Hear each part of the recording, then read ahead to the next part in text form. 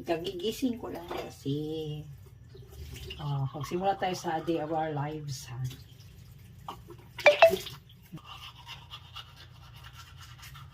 Siguro ano ko, walang pasok, wala akong trabaho ngayon. Ano kasi, anong gawa ko kahapon. Magtututbrush.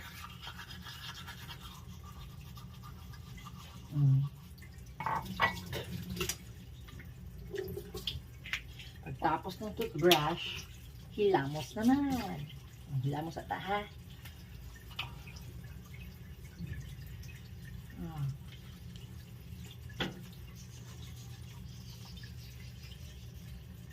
Circle motion. So, luto. Ako ngayon na magluto kasi rest day ng anak ko. So, ako na lang magluto sa umaga. Okay. Para makataas og tulog kay konting klase. Tagsayo na sa mga mata. Naskwento pa sa buntag. Sa lawon. Imang manang sa karon kay was like klase. Work ako anak. So, malaman din akong pasok ngayon. Wala akong work. Tapos naman ako sa ano ko. So, ako lang muna.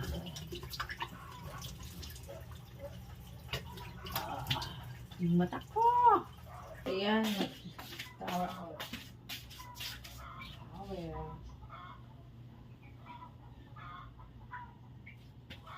Ayan na.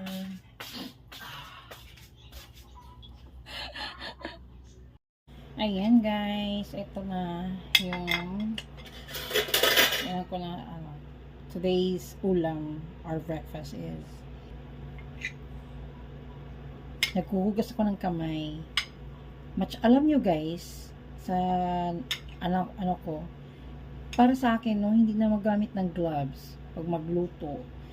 Maghugas ka lang ng kamay, magsabon ng maigi at saka maghugas ka. Kasi kung mag-gloves ka, yung gloves mo, hindi mo alam na matagal na ba yung nakastock dyan no, sa tindahan or sa bahay mo. Alikabok din. So, hindi mo may hinugasan yung gloves mo. Suotin mo lang. So, diba? Mas maigi yung naghuhugas ka lang ng kamay at saka maghawak ka ng ano. At saka alam mo naman sa trabaho mo na, diba? Alam mo, hindi ako kampante sa mag-gloves. Yan. Diba, actually? So, ayan, nakita na ako ng dito, ha? Ayan nga, okay na to. And beef loaf and kuha ka ng egg.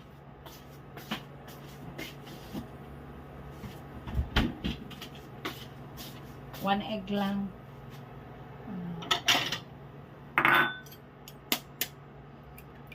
Biyakin natin, lagyan ng asin. Asin lang.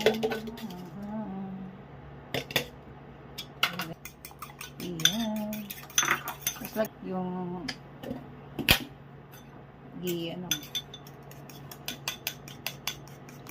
may construction ito. Ito, hindi ko mawakan yan. Ano yan siya? Yung iba, iprito ko. Pero itong mga durog-durog, lagyan ko ng egg para dalawang puta paano siya.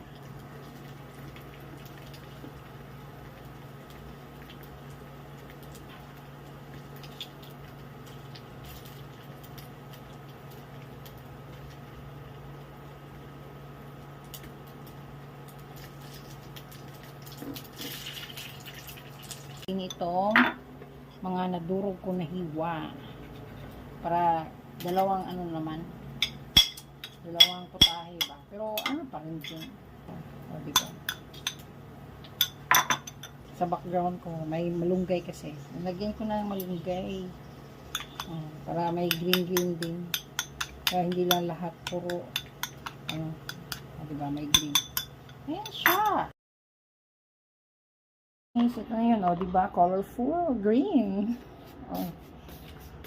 Panibagong scrambled egg na with beef loaf and malunggay. Diba? Ang beef loaf talaga, lagi fried. Para dalawa ang putahe ba? Diba? Dalawang putahe. Idea naman siya. So, asan na ang budget mo dyan? Isang lata at saka itlog. O, di ba? Ano lang? Solve ng breakfast for today. Tingnan yung anak ko. Para na... Gising na kayo, nak. Dali na, magkain na tayo.